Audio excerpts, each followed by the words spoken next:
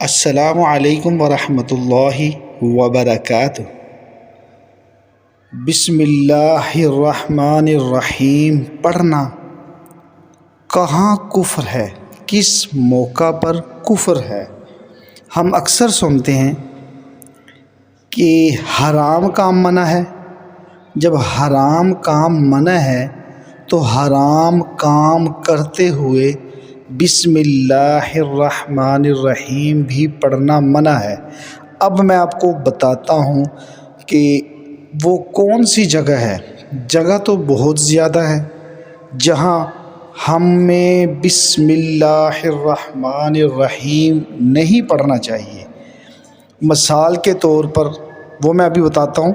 مثال کے طور پر کہ ایک آدمی چوری کرے اور بسم اللہ الرحمن الرحیم پڑھ کے کرے تو وہ کام قرآن کے خلاف کام کر رہا ہے اور بسم اللہ پڑھ کے کر رہا ہے۔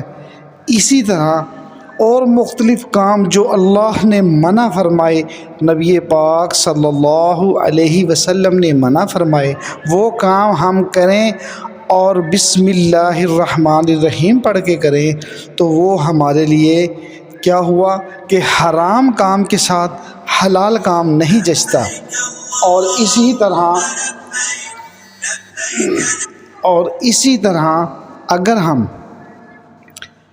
اللہ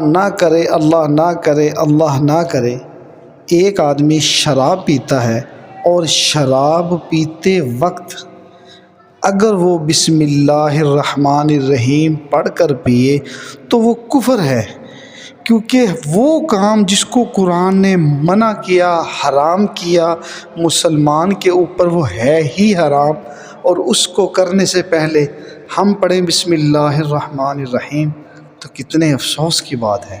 اللہ پاک ہمیں ان حرام چیزوں سے، حرام کاموں سے محفوظ فرمائے۔ مجھے اور آپ کو اللہ پاک عمل کرنے کی توفیق عطا فرمائے۔ السلام علیکم ورحمۃ اللہ وبرکاتہ۔